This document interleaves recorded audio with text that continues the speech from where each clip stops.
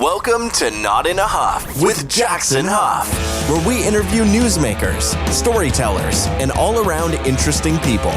Sit back, relax, unless you're driving, and enjoy the show. Here's Jackson. Hello. I am Jackson Huff. This is Not in a Huff. Thank you so much for joining me today. Another great interview. I am interviewing Colin Thompson. Now, I reached out to Colin for two reasons. One, he's a fantastic life coach, going to teach us a lot of really important things. Our first probably 10, 15 minutes is talking a lot about his life coaching business. But after that, and the area that I was most interested in for this podcast was he actually lives in China. He lives in Shanghai. So we're going to talk a lot about Chinese culture, some of the Chinese stereotypes, a lot about how COVID started in China and how they dealt with it in the beginning, in the middle, and now. Really interesting to learn a little bit more about China because, you know, we hear a lot in the news, but we don't really have that perspective from someone living there. He's lived there for 12 years. Before that, he did live in the United States. He's originally from Canada and Jamaica. We'll go into all of that. But it was really, really interesting just to hear kind of an insider's perspective on China. Obviously, his perspective is a little bit biased given that he lives there. His wife is Chinese. So do realize that, not to say that, he said anything overly fantastic about China that's not true, or that he said anything, super bad. I think that it was a very fair assessment, a very real assessment, but do realize that everyone comes, with their own thoughts and their own bias, and that doesn't necessarily mean that's how I feel or that it's not how I feel. Didn't really want to have to give a disclaimer because I think it was a really powerful, fair conversation, but I do just want to throw that in there. It was a really great conversation. I really enjoyed talking to him. I think you're going to really enjoy listening to it. Like I said, first 15 minutes, we're going to talk about his life coaching.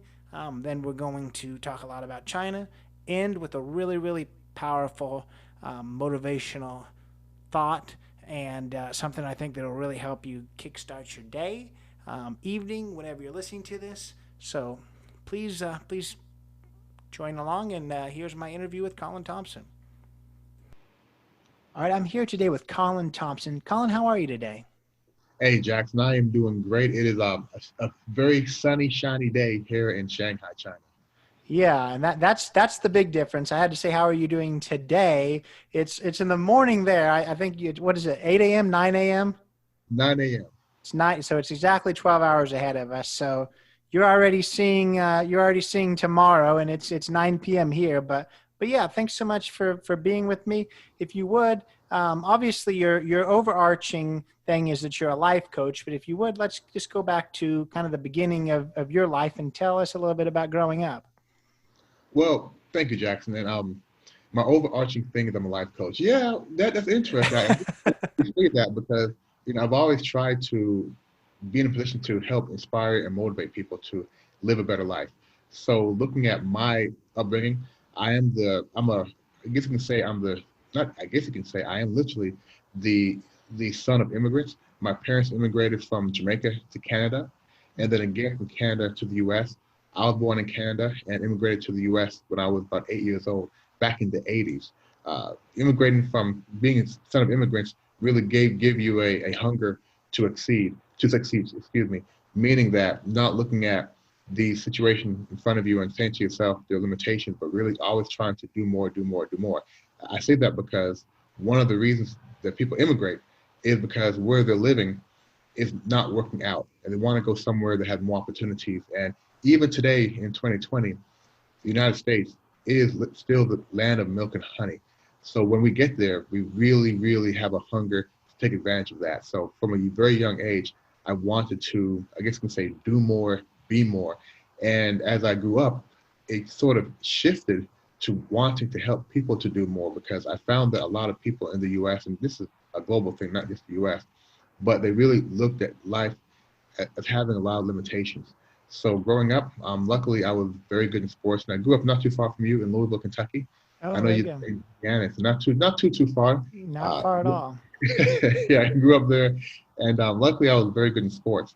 And sports gave me opportunity to do two things. One, my first taste at leadership, being a very good wrestler, being a very good football player, team captains, we had to motivate our teammates. We had to, in football, motivating a teammate is very easy because you have 11 people and other folks can motivate. But in wrestling, it's harder because you have, how do you motivate a teammate who just lost 5 matches to go out and work hard? So wrestling gave, sports gave me my first taste of leadership, but also gave me my entry into college. I was sometimes when you weigh heavy on sports, you don't weigh heavy on academics. I graduated high school, sad to say, with a 2.1 GPA, which is, yes, out of 4. Let me clarify, this is 2.1 out of 4. Yeah. And the only reason I got into college was because I got a sports scholarship. So I'm very, very lucky about that. I did go to Howard University, which is a HBCU, a historically Black college and university in Washington, D.C., where I very much learned that last piece to myself, the knowledge of, I say knowledge of self, learning the true history of African Americans, the true history of Black people, the diaspora from Africa.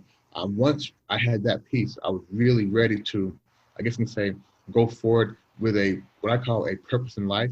And I graduated, I majored in IT, graduated, worked for a number of years for some very outstanding companies as a consultant with Ernst & Young, IBM, and I made it here to China in 2008 with IBM after I got my MBA in e-business, electronic business, and supply chain management. So I've been here in China for about 12 years now. Gotcha. You mentioned that IBM brought you over to China, and that's where you still are. I assume through your website that you're not still with IBM. So what made you stay in China? Yeah, so I joined IBM. It's very interesting. When I got my MBA in 2006, when I earned my MBA, it was a lot of hard work. In 2006, I purposely looked for a company that could get me international experience. I wanted to get back out of the US because I knew that there was a different mindset globally. I wanted to gain more and learn more about that mindset.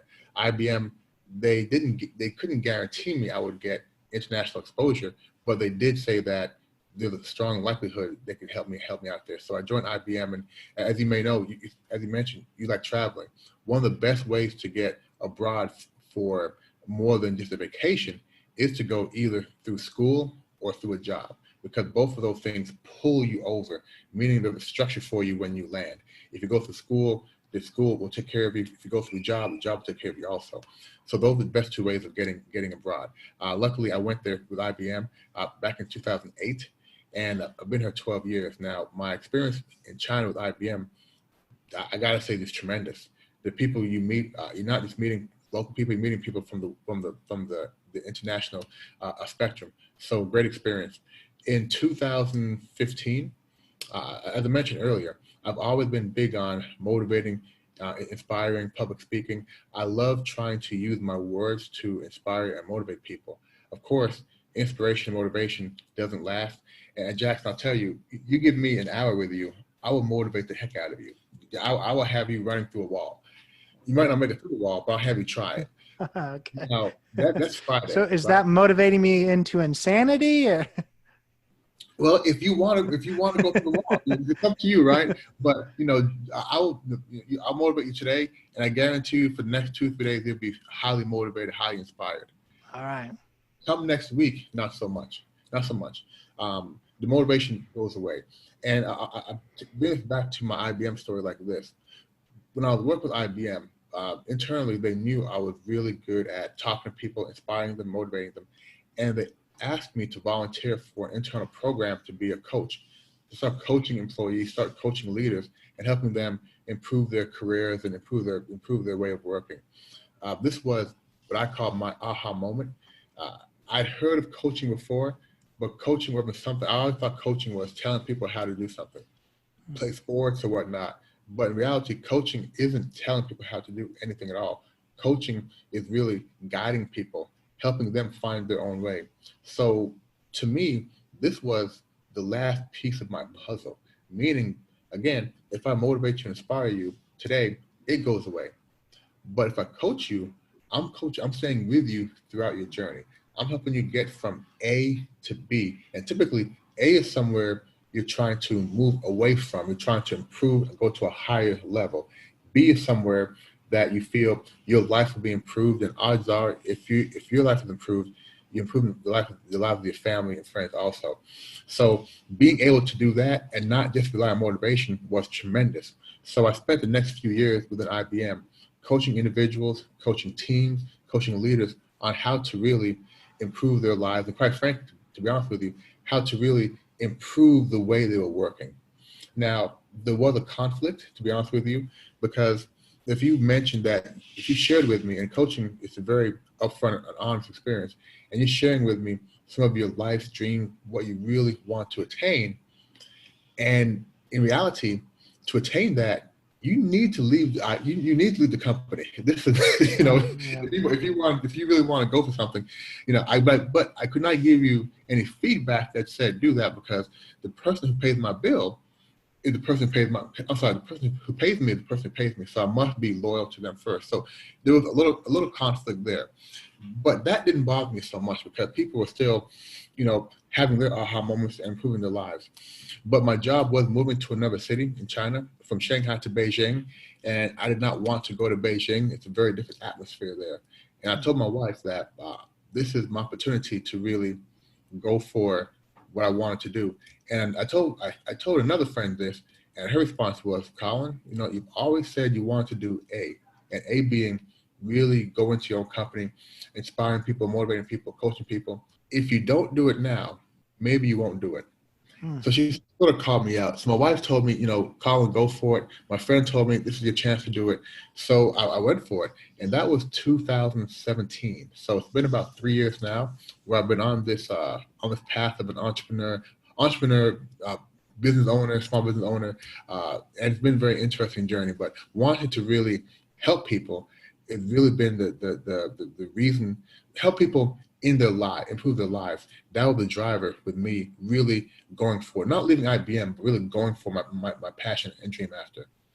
Yeah. So it sounds like, your friends and family in the beginning kind of was your motivation and coach into getting into this profession. It's interesting because, yes, my friends and family, they really gave me the thumbs up. And I wasn't prepared for that, to be honest with you, because a lot of time when we look to our friends and family and tell them we want to do something that's different. Now, luckily, they knew my passion for years. But a lot of times you tell your friends and family you want to try something, and their response might be, I don't know, maybe not. Maybe you should get another job. They don't always support you. Some people who don't have what I call unreasonable confidence, they may bow to that. You have to have faith in yourself. You have to be your biggest cheerleader. Luckily, my wife was the first one who said, go for it. She really believed in me. She really knew that, and my family as well. They knew that whatever happens to me, I'm going to end up on my feet.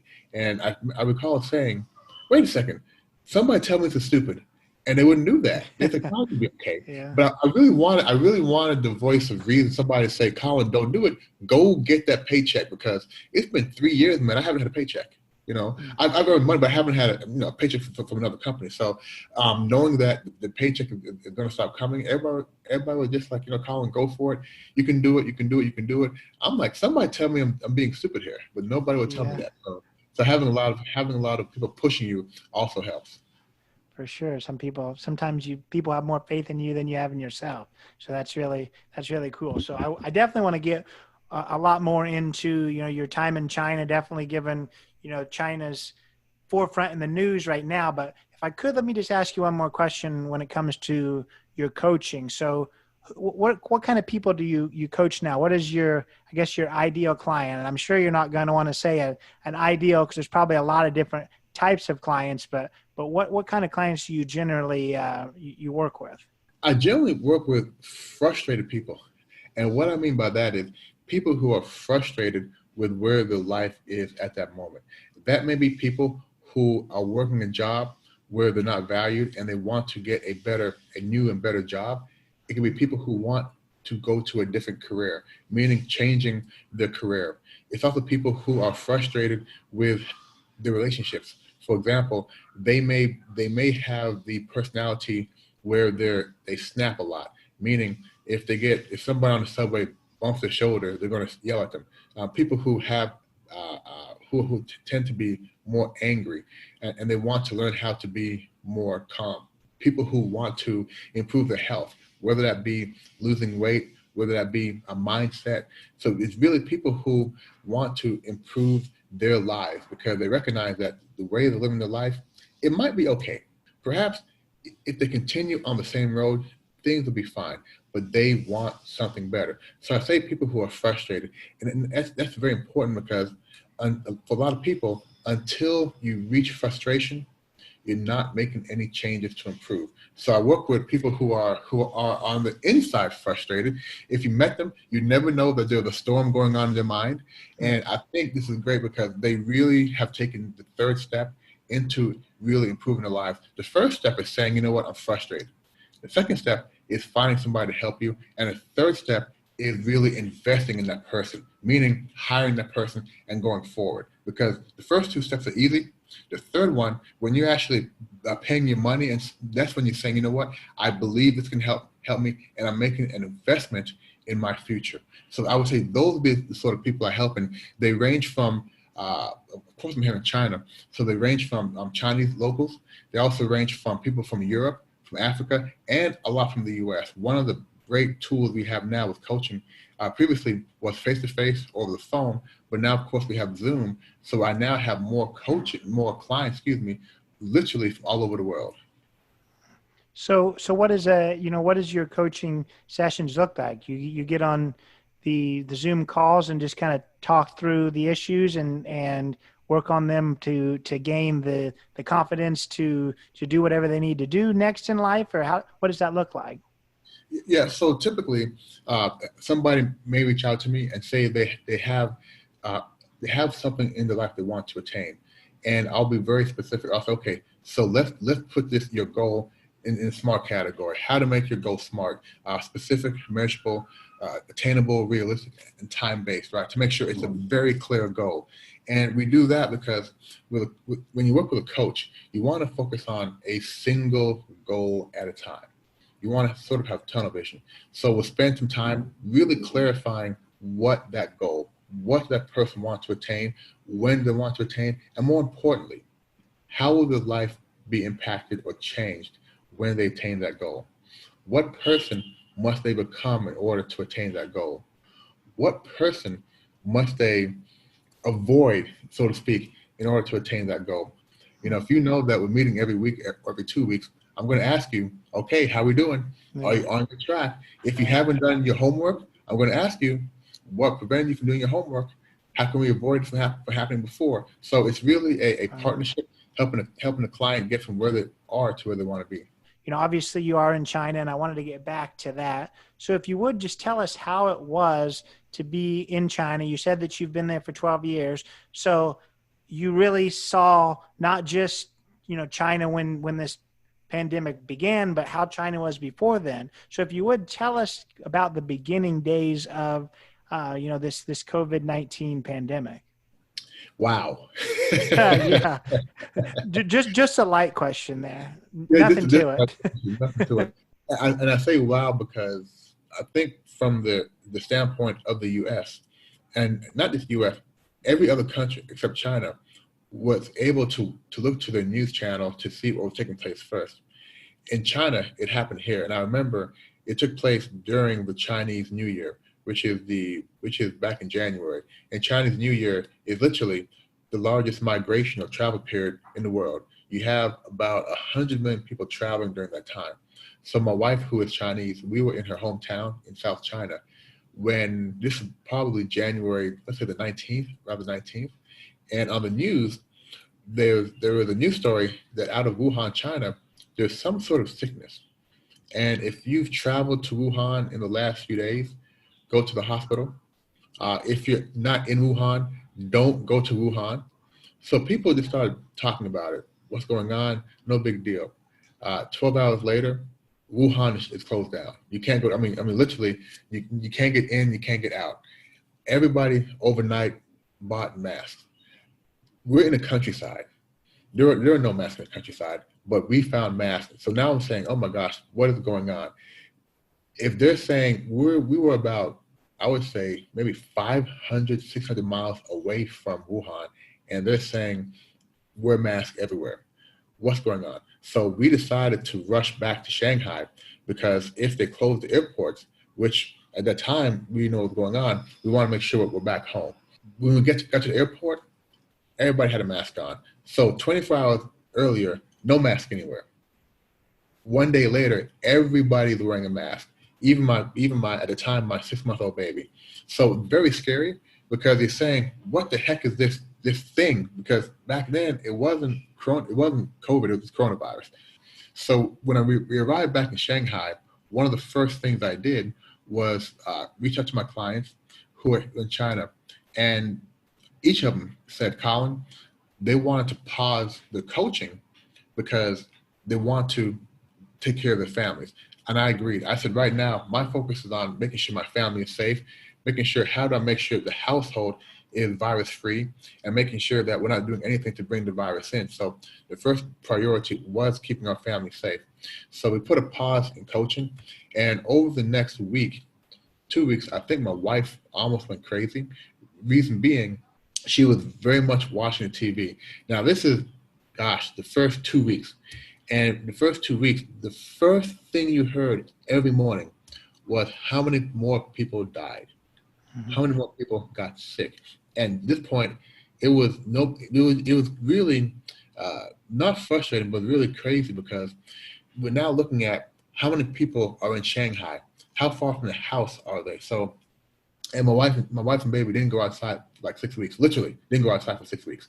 I was going outside every day because the city was empty now. Everybody was inside. So in China, if they say stay inside and wear a mask, everybody stays inside. It's not like other countries. Everybody does stay inside. Yeah. So it was very, very scary. But one of the things that changed, and I'll go into this more later, one of the things that changed was how we delivered coaching. Because as I mentioned, we took a pause from coaching. But then more people contacted me and said, Colin, now I'm working from home. The home now is the gym, the restaurant, the salon, the school, the work area, and families now are being forced to stay inside. And it's not easy. It's not easy.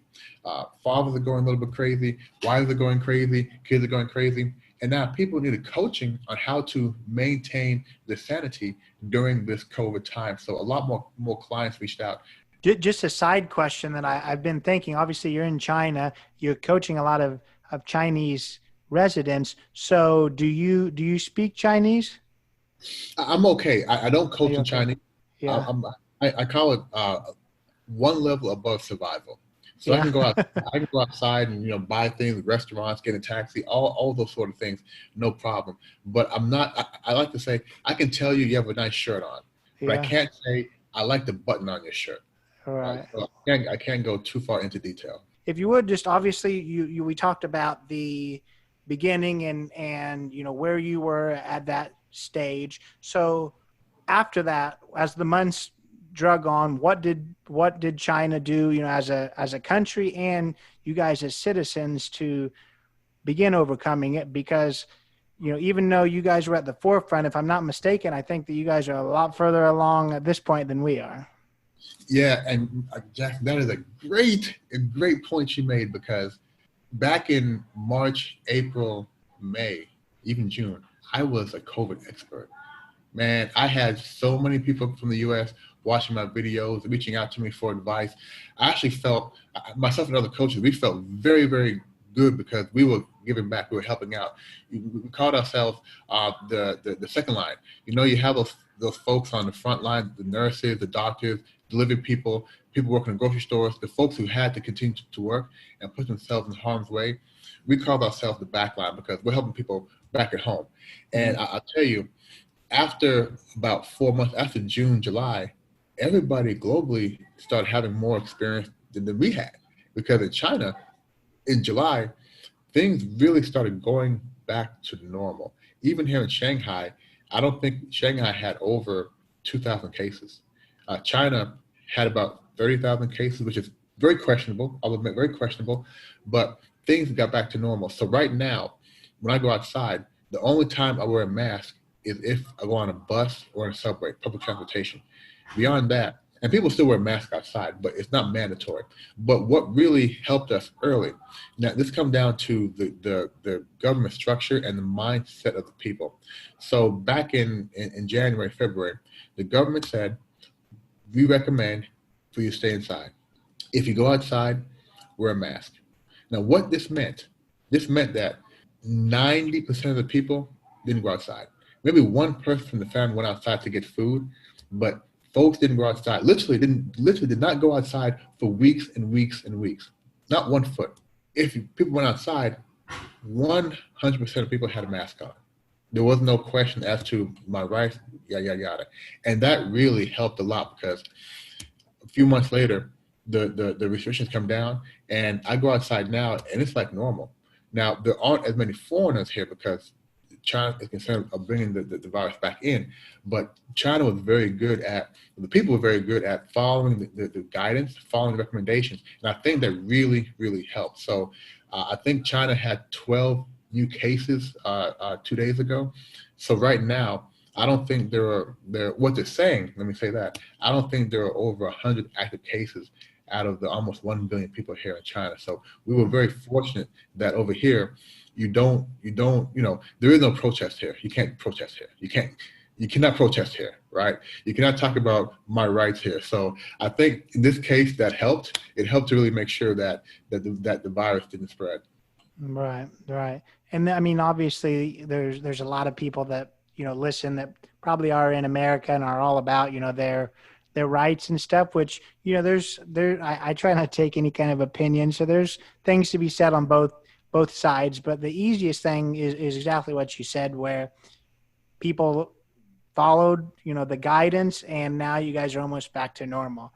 So, I mean, it's easy to say, you know, I want to do what I want to do, but we're just going to have to keep on being where we are if we don't just eventually just do what we need to do. So there's a doing what you want to do, and there's doing what we need to do. And I think that a lot of places have, I guess, for the common good, have done what they need to do.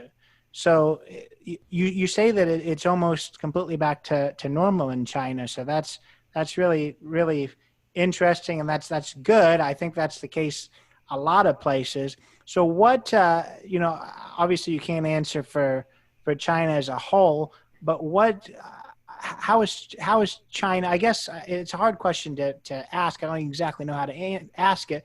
The government here, you know, they've tried to put a lot of blame on China for what's happened. I guess how does China feel about that? Does it seem like, you know, it doesn't really matter, or are you guys hearing about that? Or I'll tell you the truth here. Although I'm not Chinese, my wife is. I've been here 12 years. You have a lot of foreigners who are here also.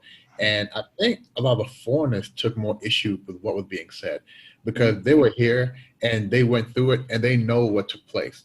Not what we are reading in the media or watching on TV, literally being here and seeing how people in Wuhan were dying and seeing what the government did to prevent the spread. So I think that it's a fact that the coronavirus started here in China.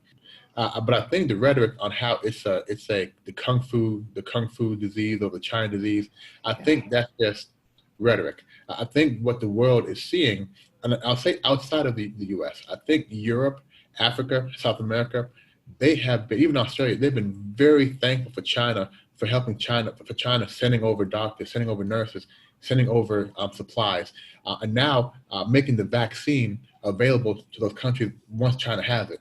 And so I think what China did very early, they took the experience that was gained being the focal point of the outbreak and exported that experience to other countries to help them cope with it. So I think that noise or that success has been louder than the noise of China being blamed for it. There's no doubt it started here in China, but I think China did a good job of also exporting their knowledge and expertise in how to combat the virus. And the people in China, individually, they really don't care. They hear it, but their view is, well, whatever, it's rhetoric. People here aren't so political, maybe in Beijing, But in China, people really just want to live life. They want to cause trouble. They want to live life, spend time with their families, and they don't really get caught up in the he say she say and that part of it. Right, right. So if you would, let's just kind of go to China as a whole, not just this last year. You've lived there for 12 years. Actually watched a documentary not too long ago, and just I guess, the growth of China. Almost every year there's just huge growth. This documentary said something crazy like I don't remember what it was, every 12 days there's a new skyscraper built in China. So I just wonder exactly how much growth you've seen. Obviously you're in Shanghai, so it's always been a pretty big city, but do you see just this huge growth? I am very fortunate that I see this almost on a daily basis. So when I moved to China back in 2008, I first spent my first 4 years in Shenzhen. Shenzhen is the southernmost part of China, and the city now, I think the city is maybe 40 years old. Go back 40 years, it was a fishing village. Almost no sort of economy there, but it was deemed in China to be the next high-tech corridor. So for the next 40 years, they built. So we call things here Shenzhen speed, which means is you can see a old building on Friday, and 1 month later, you have a skyscraper there. They build things very fast. I mean, very fast. Literally, there was let's say a 5 acres worth of swampland. And what they'll do is they will take a swamp area and they will put they call it the reclaimed area. It's ocean area, but they'll put dirt there and sand there, and for 7 years. And 7 years later, you can build on that land. So you may have a beachfront area one day, then come 10 years later, there's no beach anymore, right? But they build very fast, and I was very intrigued by that because growing up in the U.S., especially in Louisville, everything's been there forever. So you may see a new building, but you're not seeing really new construction. You may see something get refurbished, but in Shenzhen, you were seeing swampland or just empty fields being turned into neighborhoods. In Shanghai, what you're seeing is the city is very old, but the city is growing wider. So what was maybe called the suburbs outside of Shanghai is now part of Shanghai because they keep building. But even in downtown and even in the city, you see that they're building higher and higher, and they'll take an old neighborhood, so to speak, and transform that into a shopping mall or new skyscrapers. So they're building up a lot, and I've never witnessed this before, and I think it's great because I'm like, wow, I'm literally seeing a city continue to be built that's already here. And in the U.S., you just don't see it like that. And what they do here is they throw 1,000 people on these jobs. One of the ways that they keep people employed here is they don't use as much what I call big equipment. They use a lot of people with hand tools, but they get the job done, and people being employed. And if you're building a skyscraper or a big building, what they do is on site you'll have, if you can think of a trailer, on the back of a semi truck, they'll have maybe 10 of those, and those become dorms for the employees. So they literally live on the construction site, and they're working every day from sun up to sundown. And the ecosystem is there, and it's tremendous. It's really something to see. Yeah. So, I mean, as an American in China, obviously you've been there for a long time, so you must enjoy it. But I always like to kind of break down stereotypes if possible. Obviously the American mindset with China is that, there's all kinds of oppression and then people aren't happy. And I know that's not the case. So if you could just speak to that. Yeah. And I'll clarify, I am Canadian. I am a Canadian citizen. Okay. Yeah. You did say you immigrated there. I didn't know exactly how long, from Jamaica to Canada, to America. Yeah. The life here, the question was the lifestyle here, right? The oppression and whatnot. Correct. Yeah. I mean, it's funny. Even last week, I was talking to some friends in the U.S., and we were talking about what's going to take place in November. And one of them said, Colin, you're there in China, the biggest communist country in the U.S. How do you feel? I said, it's interesting because I don't feel it here.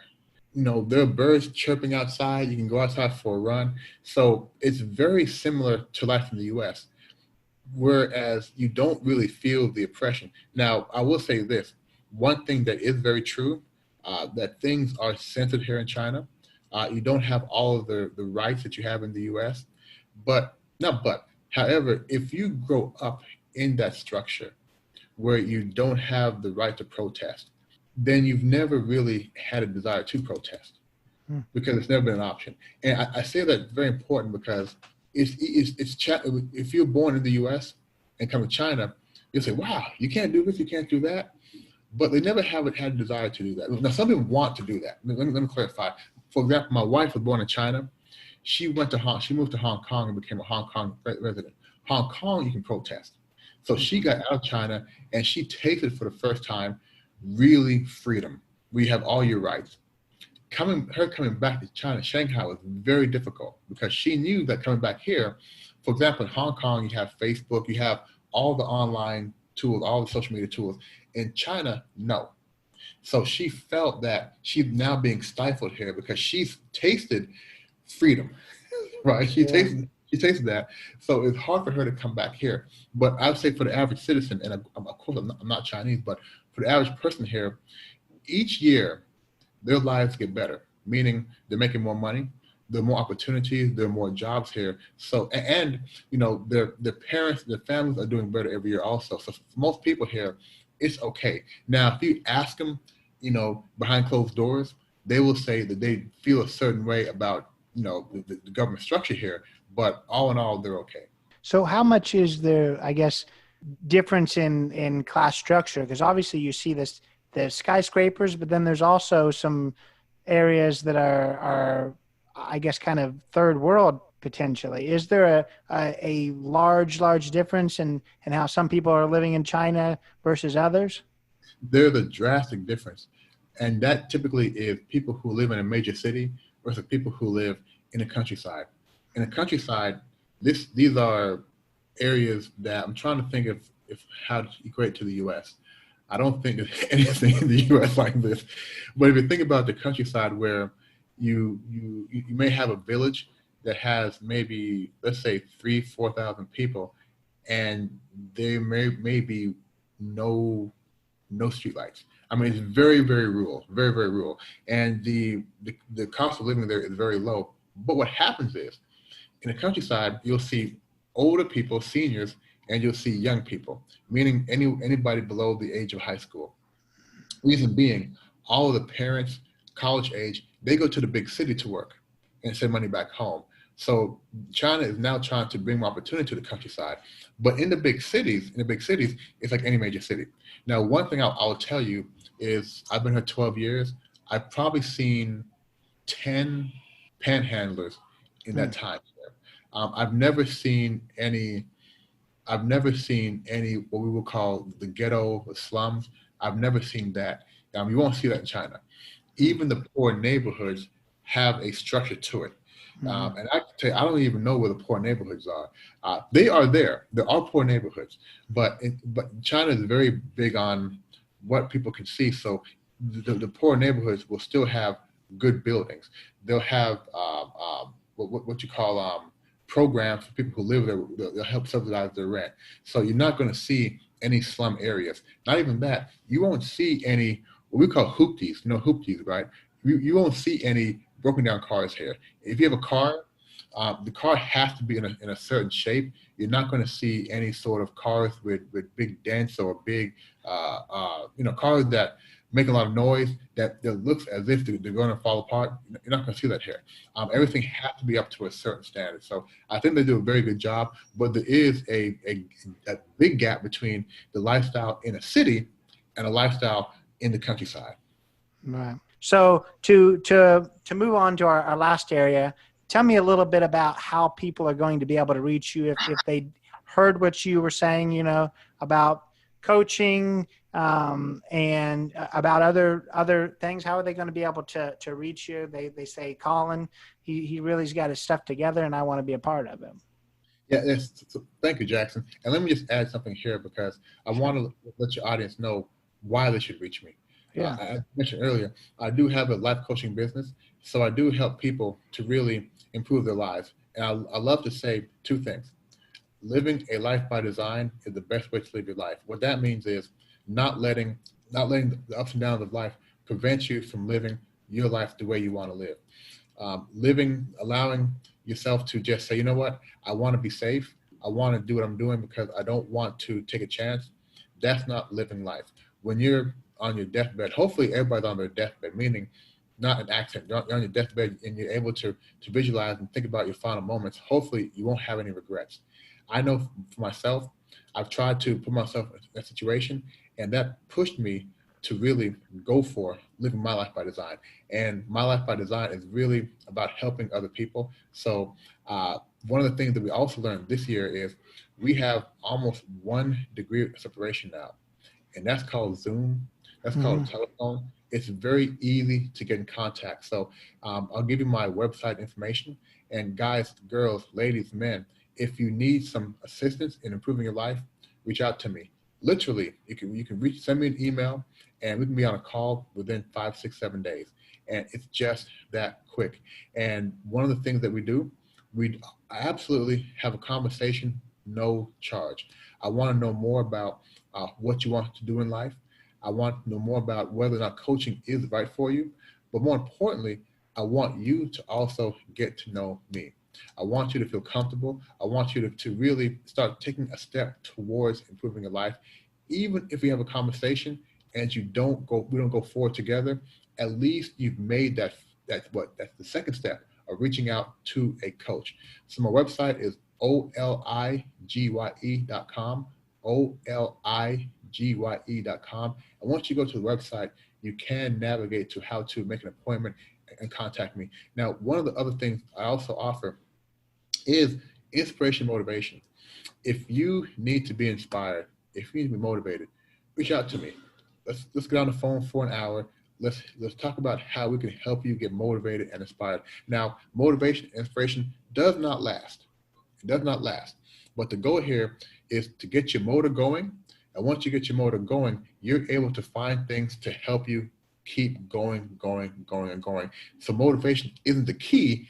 Motivation is the trigger. So reach out to me again, oligye.com, and let's find some time to have a conversation. Where did that I guess website come from? Because when I first saw the website, I was confused and thought that was your first name, and I was trying real hard to figure out how I pronounce that. So what is that? So it's Oligai, and I'll tell you the quick story. So when I was in college, I pledged fraternity, Alpha Phi Alpha, which is the oldest Black fraternity in globe. A lot of very famous and prominent people were alphas, and when you pledge, you get nicknames. One of the names I got was Oligai, and I got that for a lot of reasons, but primarily one reason. I mentioned earlier that I got a scholarship to play sports. I got a scholarship to be on a wrestling team, so I wrestled in college.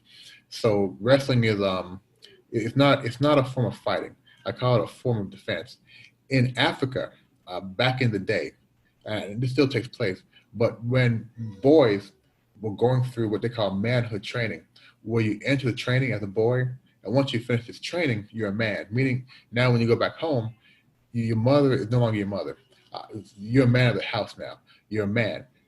Part of that manhood training is how to hunt, how to protect yourself. Meaning if somebody gets sick or injured, how to heal a wound. Several different aspects of how to become a man. Part of that also was how to protect yourself physically. And there was a wrestler, and back then it wasn't fighting, it was wrestling. There was a gentleman named Oligai who taught the boys how to fight, how to protect themselves. So I got that name because I was a wrestler also. But it's very interesting because what he was essentially was a coach and a trainer, coaching people on how to become a man. So I think the name really found even more meaning to me the last 10 years of my life, where I started making a mission to really become a coach and a trainer. So, excuse me. So Oligai, he was a trainer, wrestler, and a coach who helped boys become men. Now look at when you're really looking to improve your life, to go after your goals and dreams, that's when you go from being I want to say, a little person to a big person. Absolutely. Well, that makes sense. I'm glad you gave me some context with that. So yeah, I mean, it's been an absolute pleasure. I can say, wholeheartedly, if people are listening and they like what they heard and they do want to speak with you, you're not all that hard to talk to. It's not too bad at all. Yeah, can I add one more thing? Absolutely. Absolutely. Yeah, thank you. Because I want to really leave your audience with a message, because sometimes we need some motivation, some inspiration. We need something to help push us. One of the things that I spent a lot of time, you asked me earlier, what kind of topics I coach on. One topic I coach on very frequently is confidence, how people can build up the self-confidence. And I want to just give your audience a few tips on how to build up your self-confidence. And I'll say two things. One is you really have to be your biggest cheerleader. A lot of times we want to do things in life and we just don't have the positive self-talk that we need. If you think about what a cheerleading team does, a cheerleading team roots for the team, and they don't root for the team only when the team is winning. They root for the team, win, loss, up or down. It doesn't matter. And actually, when a team is losing, they cheer harder and louder. So if you can think about you being your best cheerleader, how can you always support yourself, whether you make a good decision or a bad decision? And it's very important because you should not depend on other people to have your back. Depend on yourself. Be your biggest cheerleader. And once you become your biggest cheerleader, you also need to develop what I call unreasonable confidence. I call this my Kanye West confidence, meaning you have this high belief in yourself. You know, no matter what, you're going to succeed, even if you don't have the track record. Doesn't matter, right? You know you can succeed. People may say to you, wow, you want to do this? I don't think it's good for you. It doesn't matter what they say. You know you can succeed. And the truth is, you can succeed. In this world, we can literally do almost anything we want if you put our mind to it. So guys, be your biggest cheerleader and really learn how to develop unreasonable confidence. It doesn't matter whether or not people see this in you. All that matters is that you see this and know what's in you. So unreasonable confidence and being your own cheerleader. I want to give people that message as you think about building up your self-confidence. Very good. Very good. It's been great talking to you. Thanks so much. And there you have it. Our interview with Colin Thompson. Really great guy. Really enjoyed speaking with him. I hope you learned a lot about Chinese culture, about how coronavirus began and what they did to maybe get through it just a little bit quicker. Very much recommend speaking to him should any of his services interest you. I want to just thank you again for being here today. Always appreciate you listening along. I hope you found something of interest and you learned something. So if you would, follow along, subscribe, whatever you want to do. Let me just throw that in there. Love to have you back next time around, and thanks for being here. Take it away, Chris. This has been Not in a Huff with Jackson Huff. Thank you for listening. Be sure to join us next time where we will interview another amazing guest who is sure to make you laugh or make you think. Or hey, maybe even both. But until then, keep being awesome.